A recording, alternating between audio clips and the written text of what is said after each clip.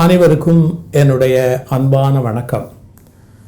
பொதுவாக ஒருத்தரை பார்த்த உடனே பொருளாதார ரீதியாக அவர் எப்படி இருக்கிறாரு அப்படின்னு சிந்திக்கிற மனோபாவம் உலகத்தில் எல்லாருக்குமே வளர்ந்து போச்சு. அவர் ஏழையா பணக்காரராப்பா, ரொம்ப வசதியானவரா, சுமாரானவரா, ரொம்ப கஷ்டப்படுறவரா அப்படின்னு நம்ம பொருளாதார ரீதியாக இவர் எப்படிப்பட்டவர் அப்படின்னு யோசிக்கிற பழக்கம் சரியா தப்பா அதில் வந்துருச்சு, அவ்வளவுதான். ரைட்.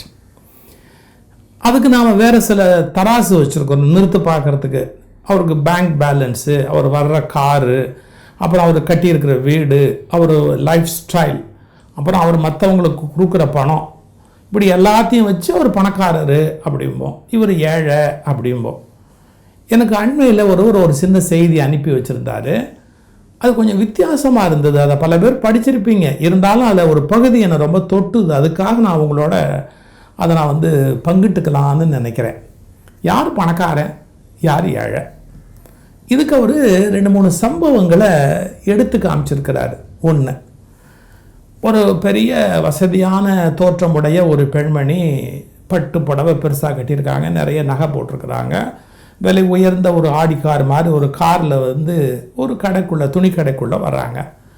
அவங்கள பார்த்தோன்னே கடைக்காரங்க என்ன நினைப்பாங்க, ஆஹா ஒரு பெரிய பணக்கார கஸ்டமர் நமக்கு வந்துட்டாருன்னு விலை உயர்ந்த புடவைகள்லாம் எடுத்து போடுறதுக்காக போனால் அதெல்லாம் ஒரு சாதாரணமான ஒரு புடவை இருந்தால் போகிறோம், பட்டு புடவை மாதிரி இருக்கணும், ஆனால் பெருசாக ஒன்று விலையெல்லாம் இருக்கணும், ரொம்ப சாதாரணமாக இருந்தால் போகிறோம் அப்படிங்கிறாங்க. அந்த கடைக்காரர் என்ன மேடம் அப்படிங்கிறாரு, வீட்டில் கல்யாணம், அப்போ எங்கள் வீட்டில் வேலை பார்க்குற அம்மாவுக்கும் அந்த புடவை எடுத்து கொடுக்கணும், எல்லோரும் கட்டும்போது அந்த அம்மாவுக்கு புது புடவை கொடுக்கணும், அதுக்காக நம்ம கட்டுறதேவா எடுத்து கொடுக்க முடியும், பார்க்குறதுக்கு கொஞ்சம் பலன்னு இருந்தால் போகிறோம் அப்படின்னு புடவை எடுத்து காட்டுங்க அப்படிங்கிறாங்க. இவர் ஒரு 2000 ரூபா மதிப்பில் காமிச்சு, இதை விட கம்மியாக இருந்தால் போருமே, இதுக்கு 2000 ரூபா ரொம்ப ஜாஸ்தி இல்லையா, டூ மச், அதை விட கம்மியாக ஏதாவது இருந்தால் காட்டுங்க.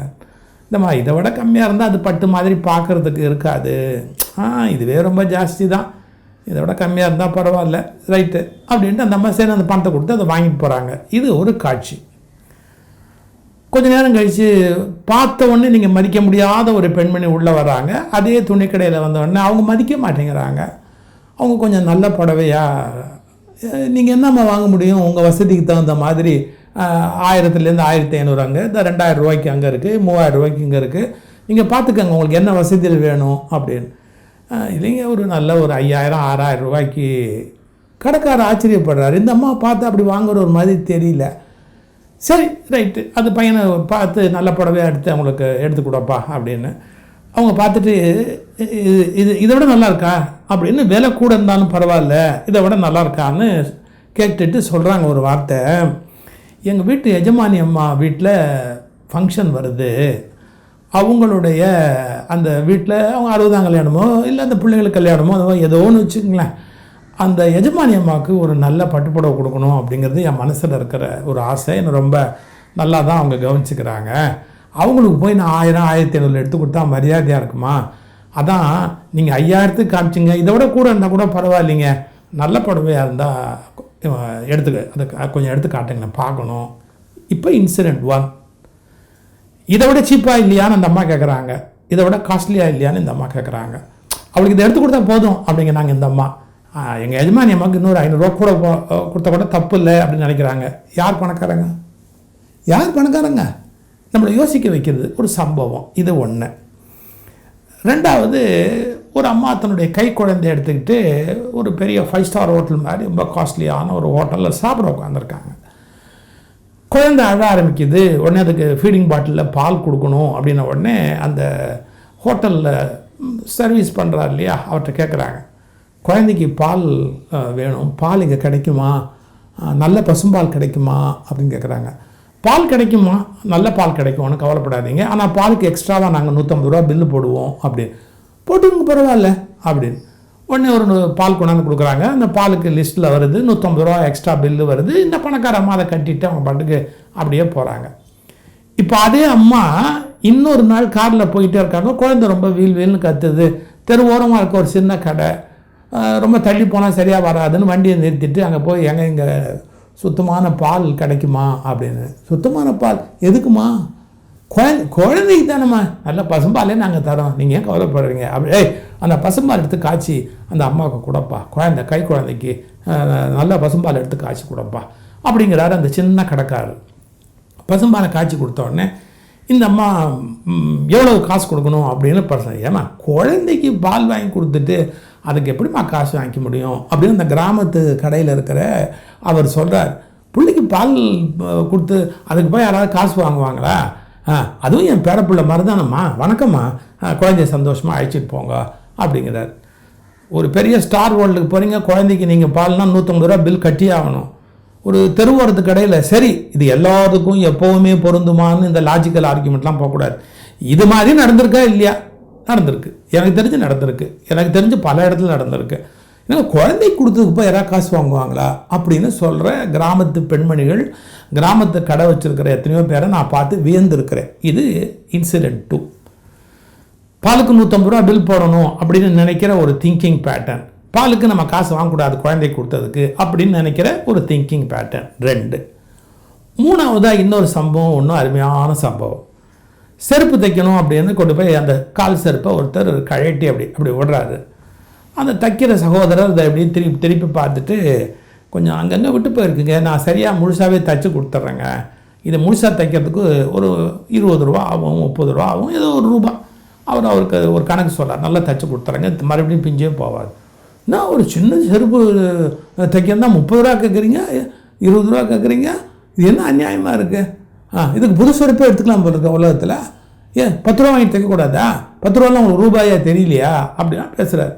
மன்னிச்சுக்குங்கய்யா, ஒரு வேலை செஞ்சால் சரியாக செய்யணும், இது முழுக்க தையல் போட்டால் தான் கரெக்டாக நிற்கும், இத்தனோண்டு இடத்துல மட்டும் போட்டால் நாளைக்கு மறுபடியும் அது கழட்டிக்கிட்டு வந்துடும். ஒரு தடவை ஒரு வேலை செஞ்சால் கரெக்டாக செய்யணும், அதுக்கு தைச்சி கொடுக்கறதுக்கு கூலி ஆகத்தாங்கயா செய்யும் அப்படின்னு அவர் சொல்லிட்டு, சரி உங்களை மாதிரி ஆளெல்லாம் அந்த சந்தர்ப்பத்தை வச்சு நல்லா கொள்ளையடிக்கிறீங்கப்பா அப்படின்னு கமெண்ட் அடிக்கிறாரு செருப்பை தைக்க கொடுத்தவர். சந்தர்ப்பத்தை வச்சு கொள்ளையடிக்கிறீங்க, கழட்டி போட்டால் இந்த சந்தர்ப்பம், செருப்பு அருந்து போச்சு அப்படிங்கிற சந்தர்ப்பம் அப்படிங்கிறாரு அவர். கரெக்டாக அந்த பக்கத்து கடையிலேருந்து வந்த பையன் இந்த செருப்பு தைக்கிறவருக்கு டீ, ஐயா உங்களுக்கு டீ கொண்டாட்டுமான்னா, உடனே இந்த செருப்பை கழட்டி போட ஆகட்டும், ஐயா நீங்கள் டீ சாப்பிடுவீங்களா? அந்த கடை டீ சுத்தமாகவும் இருக்கும், நல்லாவும் இருக்கும், நீங்கள் வேணால் ஒரு டீ சாப்பிடுவீங்களா? ரொம்ப நல்லா இருக்குங்கய்யா அந்த டீ, நான் இப்போ தைக்கிறதுக்கு ஒரு 10 நிமிஷம் ஆகும், ஐயா நிற்கிறீங்க, நீங்கள் ஒரு டீ சாப்பிட்லாமே அப்படின்னு. சரி கொடுக்க சொல்லு அப்படின்னு. உடனே 2 டீ கொண்டாந்து இவருக்கு ஒன்று அவருக்கு ஒன்று டீயை கொடுக்குறாரு. முடிஞ்ச செருப்பு தைச்சி முடிஞ்ச உடனே அதுக்கான கூலியை கொடுத்துட்டு அந்த டீக்கு எவ்வளவு அப்படின்னார். ஏங்க நீங்கள் என்னோடய கஸ்டமரு ஐயா, வந்திருக்கிறீங்க, ஒரு தாகத்துக்கு டீ வாங்கி கொடுத்தா அந்த டீக்கு நான் காசு வாங்கினேன், நல்லா மரியாதையாக இருக்குமா? அதெல்லாம் மனுஷனுக்கு மனுஷன் இது கூட செய்யாட்டி அப்புறம் என்னங்க அப்படிங்கிறார். செருப்பு தைக்கிறவர்கிட்ட 5 ரூபாயா 10 ரூபாயான்னு பேரம் பேசுகிற மனோநிலையில் ஒருத்தர், செருப்பு தைக்கிற நிலையில் இருந்தால் கூட டீயை நம்ம அவருக்கு வாங்கி கொடுத்து அதுக்கு காசு வாங்கக்கூடாது அப்படின்னு ஃப்ரெண்ட்லியாக திங்க் பண்ணுற இன்னொருத்தர். இது மாதிரி 100கணக்கான சம்பவங்களை சொல்லலாம். இந்த மாதிரி சம்பவங்களை அடுக்கிக்கிட்டே போய் அவர் ஒரு ஸ்டேட்மெண்ட்டு அந்த நண்பர் அனுப்பிச்சி வச்சார் எனக்கு. பணம் வைத்திருப்பதால் மட்டும் ஒருவர் பணக்காரர் ஆகிவிட முடியாது, அதே சமயம் பணம் இல்லாததால் மட்டும் ஒருவர் ஏழையாக ஆகிவிட முடியாது. அருமையான ஸ்டேட்மெண்ட். கையில் பணம் வச்சிருக்கிறதாலே ஒருத்தன் பணக்காரன் இல்லைங்க, பணம் இல்லாததாலே ஒருத்தன் ஏழைன்னு கிடையாதுங்க. பணம்ங்கிறது இன்னொருத்தருக்கு கொடுக்கறதுக்கு மனம் வரக்கூடிய செழிப்பு யார்கிட்ட இருக்கும், அந்த செழிப்பான மனம் அவரை தான் பணக்காரன்னு சொல்லணும். அதுதான் குமரகுருபர சுவாமிகள் பாடும்போது சொன்னார், செல்வம் என்பது சிந்தையின் நிறைவு அப்படின்னார். பணத்தை ரொம்ப பெருசாக பொருட்படுத்தக்கூடிய மனிதர்கள் இருக்காங்க பாருங்க, கோடீஸ்வரனாக இருப்பேன், 10 ரூபாய் 5 ரூபாய்க்கு பணத்தை ரொம்ப பெருசாக கணக்கு பார்க்கக்கூடிய ஒரு விதமான கஞ்சத்தனம் கரிமித்தனம் அவனுக்குள்ளே உட்காந்துக்கிட்டே இருக்கும். ஒரு பணக்காரன்ற பட்டியல் நம்ம எப்படி சேர்க்க முடியும்? முதல்ல பணக்காரன்னு ஒரு பட்டியல் போடணுமா, ஏழைன்னு ஒரு பட்டியல் போடணுமான்னு நீங்கள் உடனே குறுக்கு சாலை ஓட்டாதீங்க. நான் சொல்கிறது இந்த உலகத்தில் போடாமையாக இருக்கிறோம், கணக்கு பார்க்காம இருக்கிறோம். பணம் வைத்திருப்பதால் ஒருவர் பணக்காரர் அல்ல, பணம் இல்லாததால் ஒருவர் ஏழை அல்ல. அடுத்தாப்புல இன்னொன்று நம்ம புரிஞ்சுக்க வேண்டிய விஷயம், பணத்தை பெரிதாக கருதாத மனங்கள் இன்னும் இந்த உலகத்தில் இருக்கு, அவங்கள நம்ம கவனிக்கணும். பணத்தை பெருசுன்னு நினைக்காத மனங்கள் இன்னும் இந்த உலகத்தில் இருக்குது, அவங்களையெல்லாம் நம்ம மரியாதையோடு கவனிக்க வேண்டிய ஒரு நிலைமை இருக்குது. அதுக்கு அடுத்தது எப்படின்னு கேட்டிங்கன்னா, இந்த பணம் கொடுத்தா மட்டும்தான் அவன் பெரிய ஆள், பணம் கொடுக்காட்டி அவன் சின்ன ஆள் அப்படிங்கிற மாதிரி ஒரு மதிப்பீடு வச்சுருக்கோம் பார்த்தீங்களா, அந்த மதிப்பீடும் அவ்வளோ சரியான ஒரு மதிப்பீடாக இருக்க முடியாது. கையில் காசு இல்லைன்னா கூட சில பேர் இயல்பிலேயே ஒரு வளம் படைத்த ஒரு செழித்த குணம் படைத்த மனிதர்களாக இருப்பார்கள். இது ரொம்ப ஆச்சரியமாக நம்ம யோசிக்க வேண்டிய ஒரு விஷயங்க. வெறும் கட்டுக்கட்டாக காயத்தை வாங்கி அடுக்கி வச்சுட்டாப்புல ஒருத்தர் பணக்காரர் அப்படின்னு ஆகிட முடியாது. வர்றவங்களை ஒரு காசு சாப்பிடுங்க அப்படின்னு கூட சில பேர் சொல்ல மாட்டாங்க. சாப்பிட்டா சாசு செலவாக போயிடுமே அப்படின்னு கணக்கு பார்க்குறவங்க இந்த உலகத்தில் எவ்வளோ பேர் இருக்கிறாங்க. ஆனால் நான் கூட ஒரு முறை ஒரு சின்ன ஒரு பேச்சில் அப்சர்வ் பண்ணி ஒன்று சொன்னேன். ஒரு பணம் வச்சிருக்கிறவங்க ரொம்ப கணக்கு பார்த்து பல காரியத்தை செய்வாங்க. பணம் இல்லாதவங்க எப்படின்னு கேட்டிங்கன்னா, ஒரு சாப்பாடுனா கூட அந்த சாப்பாட்டை செழிப்பாக வர்றவங்களுக்கு சாப்பாடு கொடுக்கணும் அப்படின்னு தன்னுடைய சக்திக்கு மீறி ஒரு காரியம் செய்யணும் அப்படின்னு குணத்தால் பணம் உள்ளவங்களா, குணத்தால் மனத்தால் பணம் உள்ளவங்களா இருக்கிற பல பெரியவர்களை நான் பார்த்துருக்குறேன். அவங்க ஒரு பணக்காரர் பேக் பண்ணி அவருக்கு கொடுத்து விடுப்பா அப்படிங்கிற போது ஒரு பேப்பரில் பேக் பண்ணால் போகிறோம், எதுக்கு அனாவசியமா அப்படின்னு. நடுத்தரமான வர்க்கத்தில் இருக்கோம், அதை எப்படி பேக் பண்ணி ரயிலுக்கு நம்ம கொடுத்து விடுறது? ஒரு புதுசாக ஒரு டிஃபன் பாக்ஸ் வாங்கி அதில் நீட்டாக எல்லாம் பேக் பண்ணி கொடுங்க. அவங்களுக்கு அது காஸ்ட் வைஸ் வாங்குறது கஷ்டம்.